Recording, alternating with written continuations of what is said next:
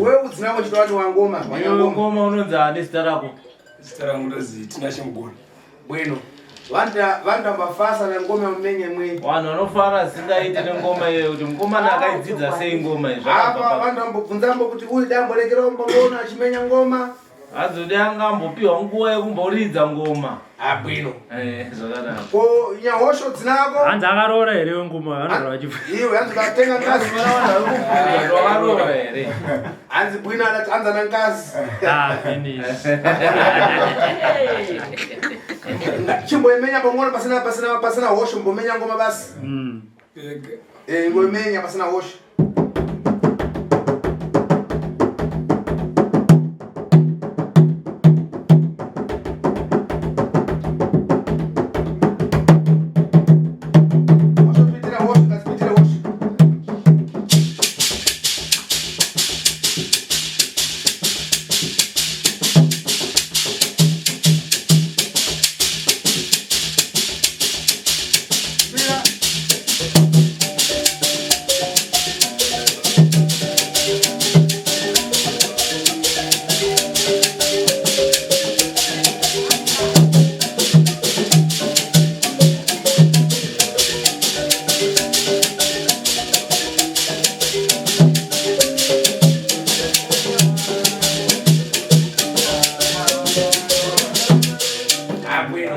Anenga chafuna anapasha mchakupasana nuno zachi muzatenga za kumenyera mbira. Anenga achiwada kuridzirwa mbira, achiwada ndinozokupai namba dzawo.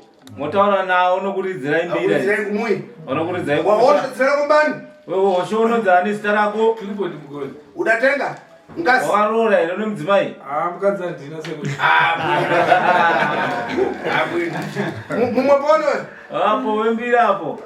Ndemetwa Tawanda Mugoni. Bwino, udangazi? Ule mdzimai ere. Wangu tinaye. Bwino. Ngewe ubomwe? Nditwa Ansile Mndore. Unangazi? Ule mdzimai. Muririko. Bwino. Yo band master wachi wewe mboimba basi pasina mbira basi. Mboimba chete wewe pasina kuridza mbira. Vakapera nehundu.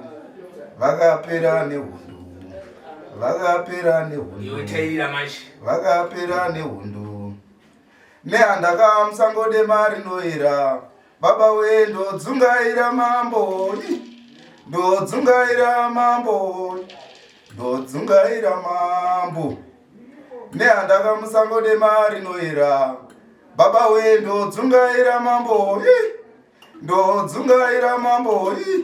Ndodzungaira mambo. Chimenya mbira manji, timbi manji gachenda manji.